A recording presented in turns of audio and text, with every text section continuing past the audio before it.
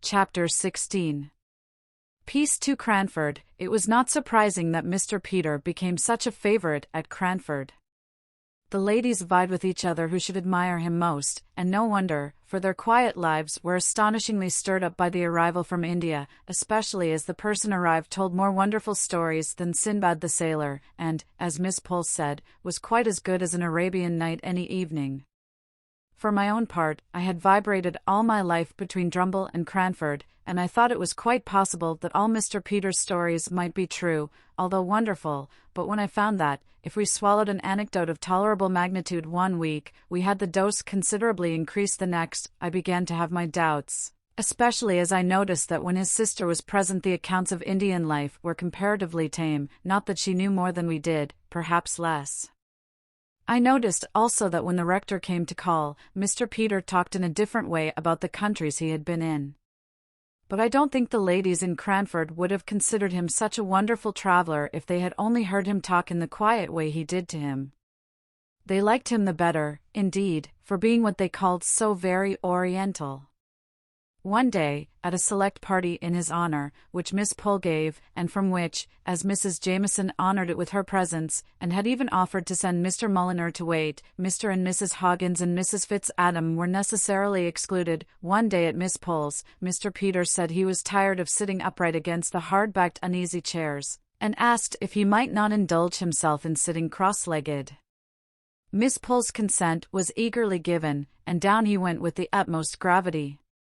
But when Miss Pole asked me, in an audible whisper, if he did not remind me of the father of the faithful, I could not help thinking of poor Simon Jones, the lame tailor, and while Mrs. Jameson slowly commented on the elegance and convenience of the attitude, I remembered how we had all followed that lady's lead in condemning Mr. Hoggins for vulgarity because he simply crossed his legs as he sat still on his chair. Many of Mr. Peter's ways of eating were a little strange amongst such ladies as Miss Pole and Miss Matty and Mrs. Jameson, especially when I recollected the untasted green peas and two-pronged forks at poor Mr. Holbrook's dinner. The mention of that gentleman's name recalls to my mind a conversation between Mr. Peter and Miss Matty one evening in the summer after he returned to Cranford. The day had been very hot, and Miss Matty had been much oppressed by the weather, in the heat of which her brother revelled. I remember that she had been unable to nurse Martha's baby, which had become her favourite employment of late, and which was as much at home in her arms as in its mother's, as long as it remained a lightweight, portable by one so fragile as Miss Matty. This day to which I refer, Miss Matty had seemed more than usually feeble and languid, and only revived when the sun went down, and her sofa was wheeled to the open window, through which, although it looked into the principal street of Cranford, the fragrant smell of the neighbouring hayfields came in every now and then, borne by the soft breezes that stirred the dull air of the summer twilight, and then died away.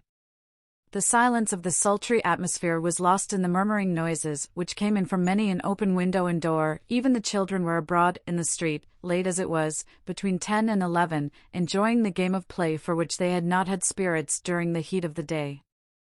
It was a source of satisfaction to Miss Matty to see how few candles were lighted, even in the apartments of those houses from which issued the greatest signs of life. Mr. Peter, Miss Matty, and I had all been quiet, each with a separate reverie, for some little time, when Mr. Peter broke in. "Do you know, little Matty, I could have sworn you were on the high road to matrimony when I left England that last time. If anybody had told me you would have lived and died an old maid then, I should have laughed in their faces." Miss Matty made no reply, and I tried in vain to think of some subject which should effectually turn the conversation, but I was very stupid, and before I spoke he went on. "It was Holbrook, that fine manly fellow who lived at Woodley, that I used to think would carry off my little Matty. You would not think it now, I dare say, Mary, but this sister of mine was once a very pretty girl, at least, I thought so, and so I've a notion did poor Holbrook. What business had he to die before I came home to thank him for all his kindness to a good for-nothing cub as I was? It was that made me first think he cared for you, for in all our fishing expeditions it was Matty, we talked about. Poor Deborah! What a lecture she read me on having asked him home to lunch one day, when she had seen the Arley carriage in the town, and thought that my lady might call. Well, that's long years ago, more than half a lifetime, and yet it seems like yesterday. I don't know a fellow I should have liked better as a brother-in-law. You must have played your cards badly, my little Matty, somehow or another, wanted your brother to be a good go-between, little one, said he, putting out his hand to take hold of hers as she lay on the sofa. Why, what's this? You're shivering and shaking, Matty, with that confounded open window. Shut it, Mary, this minute. I did so, and then stooped down to kiss Miss Matty, and see if she really were chilled. She caught at my hand, and gave it a hard squeeze, but unconsciously, I think, for in a minute or two she spoke to us quite in her usual voice, and smiled our uneasiness away, although she patiently submitted to the prescriptions we enforced of a warm bed and a glass of weak negus. I was to leave Cranford the next day, and before I went I saw that all the effects of the open window had quite vanished. I had superintended most of the alterations necessary in the house and household during the latter weeks of my stay. The shop was once more a parlour, the empty resounding rooms again furnished up to the very garrets. There had been some talk of establishing Martha and Jem in another house, but Miss Matty would not hear of this. Indeed, I never saw her so much roused as when Miss Pole had assumed it to be the most desirable arrangement. As long as Martha would remain with Miss Matty was only too thankful to have her about her, yes, and Jem too, who was a very pleasant man to have in the house, for she never saw him from week's end to week's end. And as for the probable children, if they would all turn out such little darlings as her goddaughter, Matilda, she should not mind the number, if Martha didn't. Besides, the next was to be called Deborah, a point which Miss Matty had reluctantly yielded to Martha's stubborn determination that her firstborn was to be Matilda. So Miss Pole had to lower her colours, and even her voice, as she said to me that, as Mr. and Mrs. Hearn were still to go on living in the same house with Miss Matty, we had certainly done a wise thing in hiring Martha's niece as an auxiliary. I left Miss Matty and Mr. Peter most comfortable and contented, the only subject for regret to the tender heart of the one, and the social friendly nature of the other, being the unfortunate quarrel between Mrs. Jameson and the plebeian Hogginses and their following. In joke, I prophesied one day that this would only last until Mrs. Jameson or Mr. Mulliner were ill, in which case they would only be too glad to be friends with Mr. Hoggins, but Miss Matty did not like my looking forward to anything like illness in so light a manner, and before the year was out all had come round in a far more satisfactory way. I received 2 Cranford letters on one auspicious October morning. Both Miss Pole and Miss Matty wrote to ask me to come over and meet the Gordons, who had returned to England alive and well with their 2 children, now almost grown up. Dear Jessie Brown had kept her old kind nature, although she had changed her name and station, and she wrote to say that she and Major Gordon expected to be in Cranford on the 14th, and she hoped and begged to be remembered to Mrs. Jameson, named first, as became her honourable station, Miss Pole and Miss Matty. Could she ever forget their kindness to her poor father and sister, Mrs. Forrester, Mr. Hoggins? And here again came in an allusion to kindness shown to the dead long ago, his new wife, who as such must allow Mrs. Gordon to desire to make her acquaintance, and who was, moreover, an old Scotch friend of her husband's. In short, every one was named, from the rector, who had been appointed to Cranford in the interim between Captain Brown's death and Miss Jessie's marriage, and was now associated with the latter event, down to Miss Betty Barker. All were asked to the luncheon, all except Mrs. Fitzadam, who had come to live in Cranford since Miss Jessie Brown's days, and whom I found rather moping on account of the omission. People wondered at Miss Betty Barker's being included in the honourable list, but, then, as Miss Pole said, we must remember the disregard of the genteel proprieties of life in which the poor captain had educated his girls, and for his sake we swallowed our pride. Indeed, Mrs. Jameson rather took it as a compliment, as putting Miss Betty, formerly her maid, on a level with those Hogginses. But when I arrived in Cranford, nothing was as yet ascertained of Mrs. Jameson's own intentions. Would the honourable lady go, or would she not? Mr. Peter declared that she should, and she would. Miss Pole shook her head and desponded. But Mr. Peter was a man of resources.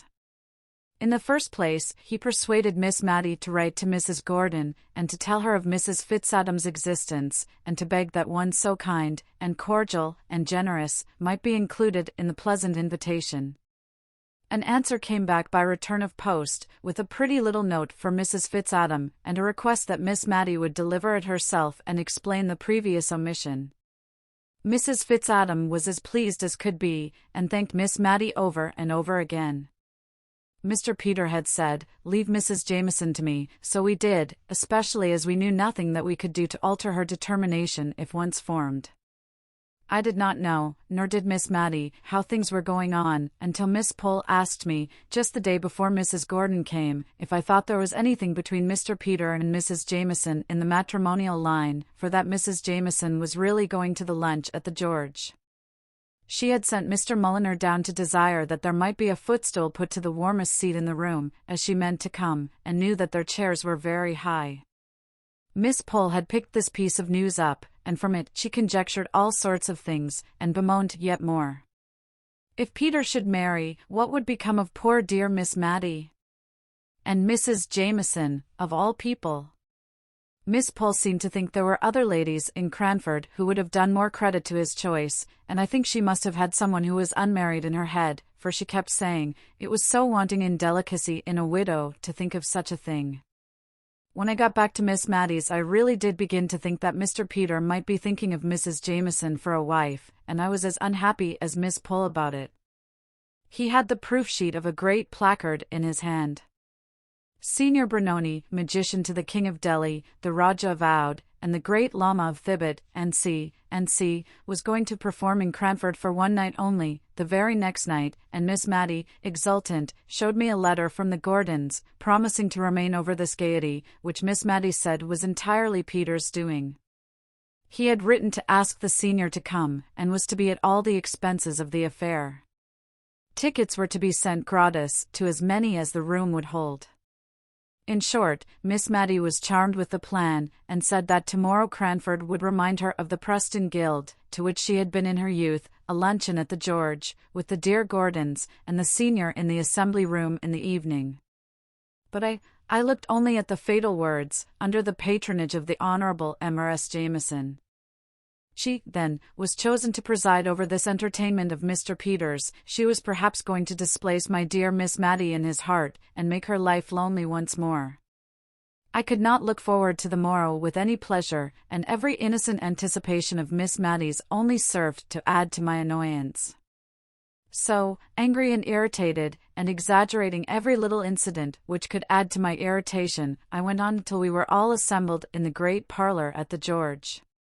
Major and Mrs. Gordon and pretty Flora and Mr. Ludovic were all as bright and handsome and friendly as could be, but I could hardly attend to them for watching Mr. Peter, and I saw that Miss Pole was equally busy. I had never seen Mrs. Jameson so roused and animated before. Her face looked full of interest in what Mr. Peter was saying. I drew near to listen. My relief was great when I caught that his words were not words of love, but that, for all his grave face, he was at his old tricks.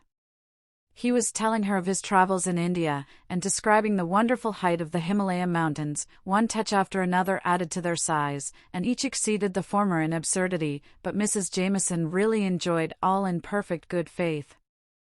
I suppose she required strong stimulants to excite her to come out of her apathy. Mr. Peter wound up his account by saying that, of course, at that altitude there were none of the animals to be found that existed in the lower regions, the game, everything was different. Firing one day at some flying creature, he was very much dismayed when it fell, to find that he had shot a cherubim. Mr. Peter caught my eye at this moment, and gave me such a funny twinkle, that I felt sure he had no thoughts of Mrs. Jameson as a wife from that time. She looked uncomfortably amazed, but, Mr. Peter, shooting a cherubim, don't you think, I am afraid that was sacrilege?